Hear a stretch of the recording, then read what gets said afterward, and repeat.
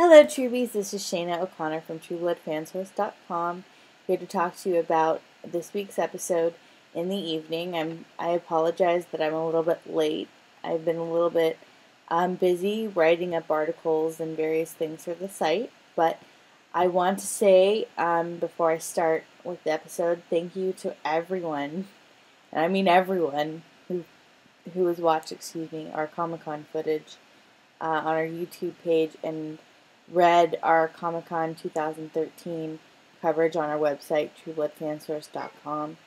It means a lot to me. Thank you so much, everyone who's written really positive comments. The Once Upon a Time people are very, very, very nice and very, very positive. Thank you for all of those thank yous. I really appreciate it, and it means a lot to me, especially after how hard I tried to get everything up as quickly as possible. Speaking of those videos, if you watched it and you weren't quite pleased with the video quality, I do have higher definition copies up. I'm going to put up the rest of Once Upon a Time and Alice in Wonderland in high definition probably within the next couple of days, because it does take a while to get it all up to YouTube. But True Blood is already up there, and it's in better quality, and it's not as compressed. So go ahead and check that out. Also, be sure to check out our exclusive interview with Michael McMillan, the author of Steve Newland's Field Guide to Vampires and Other Creatures of Satan. He, of course, plays Steve Newland on the show, and he co-wrote the book with Gianna Sobel, who wrote the Inside True Blood blog for seasons 4 and 5, and she's also helped with the True Blood cookbooks and the True Blood comics. And they wrote that book, and it'll be coming out this fall. We did an exclusive interview with him at Comic-Con, and we are actually, as of today, giving away 5 signed copies of the teaser that they gave out at Comic-Con. So if you didn't get to go to Comic-Con and you'd like a signed copy by Michael McMillan, be sure to head on over to our website and check out the details. It's on our front page, and I will be putting it into our slider shortly. The contest will end on, I believe it is Monday, August 11th. Yes, August. It's the day after episode 9 ends. I'm giving everyone 2 weeks because I started this in the middle of the week. So go ahead and enter there. The contest prompt is to give an observation that you think that Steve Newland might have made about one of our favorite characters, whether they be vampire, human, fairy, shapeshifter, or otherwise, or a comment that you think Pam or Eric could have made. The top 5 comments will receive a signed copy of the teaser copy that they released at Comic-Con of Steve Newland's Field Guide to Vampires. So that's that. So be sure to head on over to our website for all of the latest news. Now, let's talk about our episode discussion. I didn't talk about episode 6, so don't worry, you didn't miss anything. So I will just quickly go over the finer points of that. Terry's death was very, very, very tragic. And if you've been following the show for the last couple of episodes, you know that something's going to happen to him because he set up that arrangement with his friend from training, army training, to kill him and for him to not know about it. And of course, even though Arlene tried to release him from the pain caused by murdering Patrick by having him glamored by a vampire, he didn't tell Arlene or anyone else about this plan, and so he got shot outside of Merlotte's, and it was very, very tragic. It was very well played by Carrie Preston and Todd Lowe. It was very, very, very sad But I think it was beautifully done, and it wasn't like they lightly made this decision and just decided to off him. I think it was appropriate for the storyline, and um, it actually makes Nora's death in this episode, which I'm going to talk about first, because it's just so gut wrenching. Not because of Nora herself. Nora, we didn't get to know very much. Um, she served a purpose, and we got to know some more about Eric's life and his relationships before Pam, which was great. And Nora was a good character. I wish that they did a little bit more with her, rather than her having been just the conduit to the authority and Lilith and all that stuff. Um, but the reason why I think that her death is so tragic is um, it really puts Eric in this very vulnerable place that I have not seen him since season 2. And for me, it's very hard to watch Alexander Skarsgård as Eric go through that deep of a loss, because we've seen it with the other characters. All of the other characters have experienced loss in some way, and Eric is one of the few characters that we have in this world that does not show his emotions very much. I mean, he shows anger, but anger's easy. Everything else is difficult, and he usually remains very stoic. Even, in times when his family is threatened, he still remains very calm. But for me, since Eric plays it so close to the vest, seeing him break down and seeing how much Nora means to him, even though we don't know all of this stuff that has transpired between them, we get a glimpse of how they met.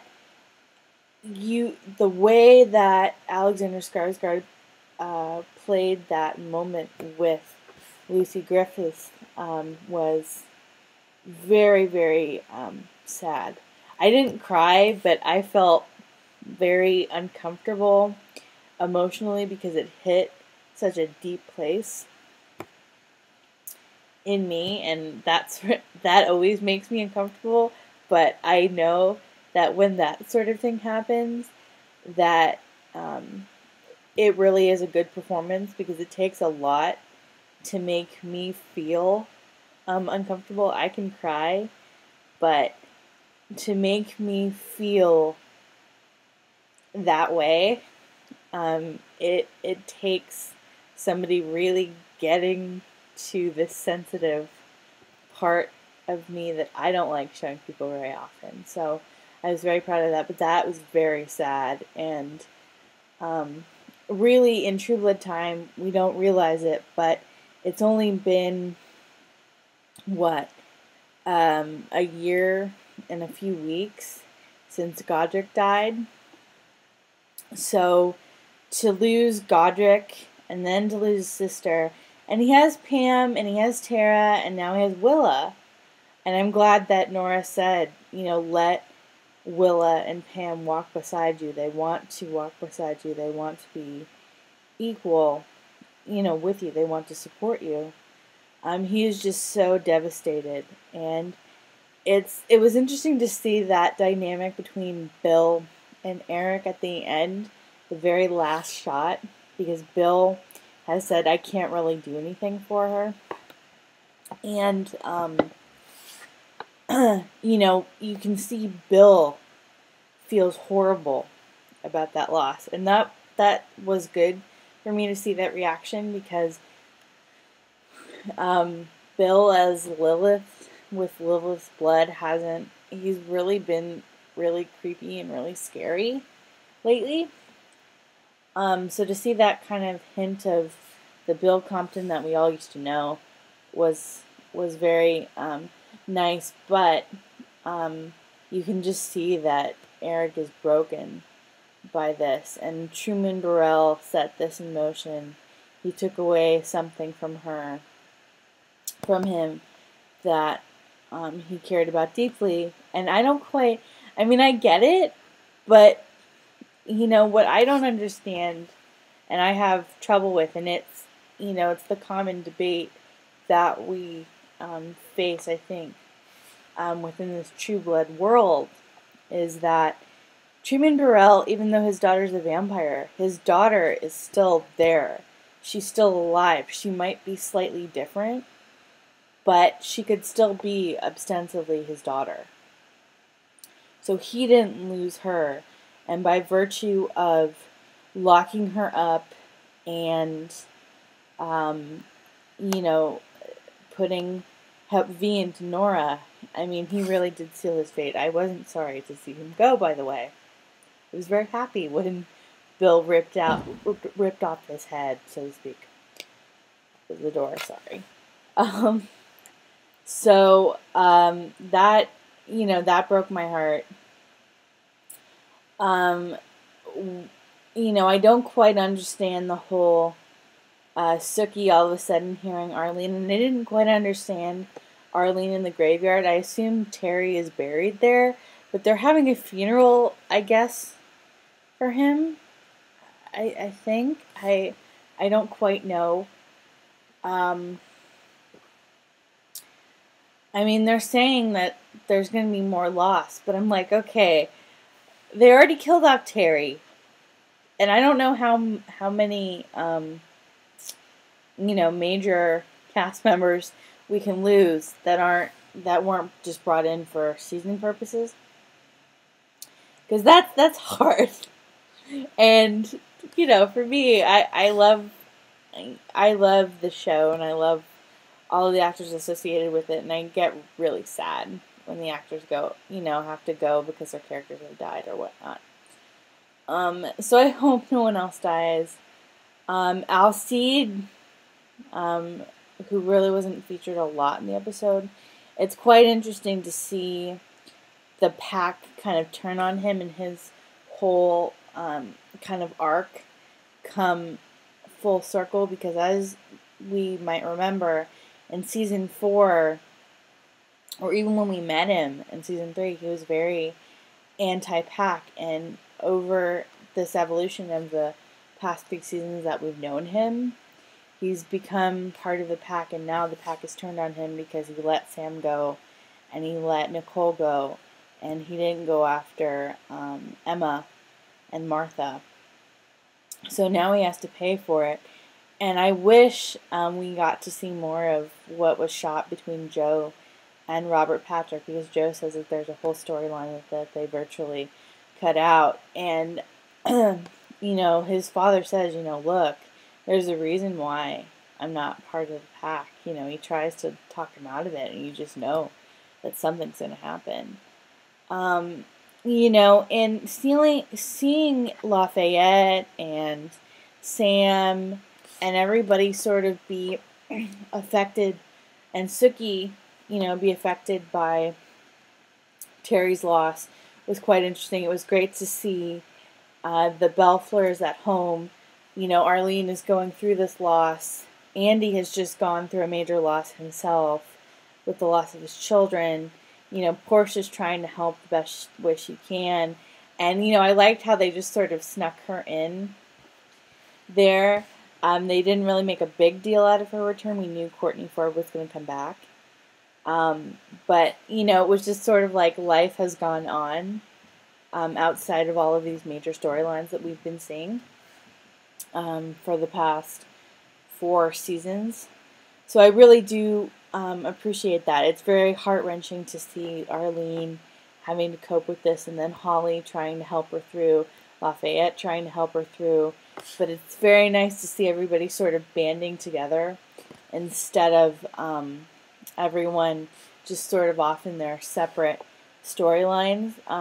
But apparently, by the end of the season, in 3 episodes, all of the storylines are going to be reunited, which is interesting, or united under one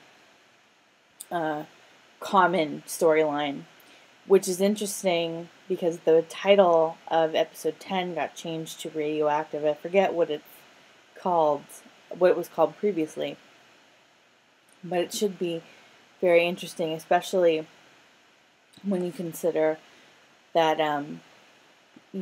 Sarah Newland is still out there making trouble. And Jason, even though he's a guard, I love the fact that even though he's been so anti-Jessica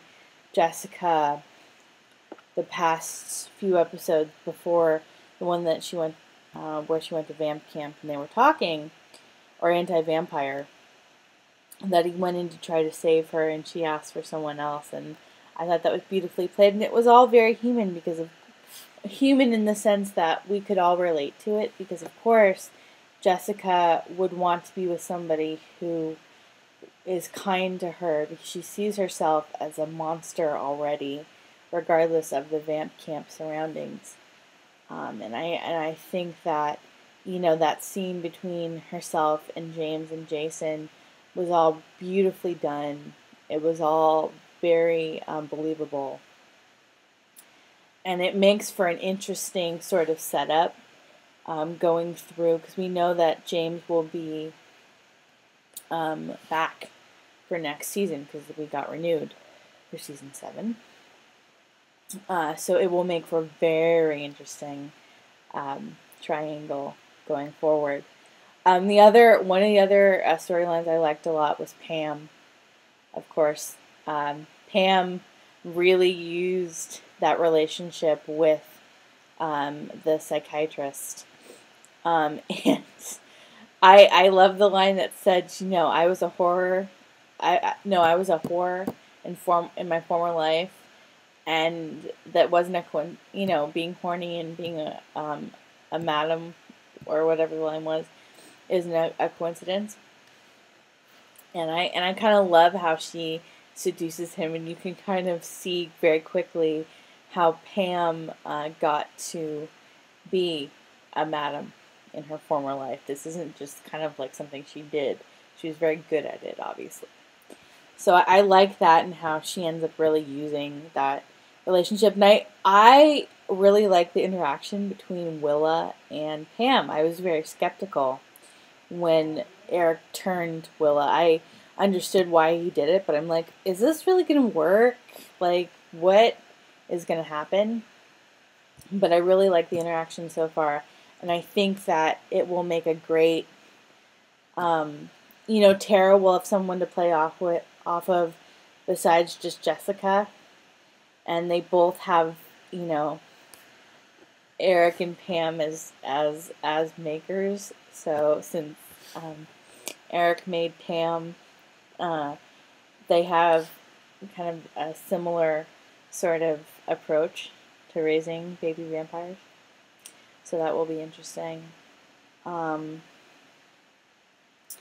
interested to see where the whole thing with Warlow goes. I think that kind of went a little bit flat since she's stuck on Fairy Plane, but, that's just me.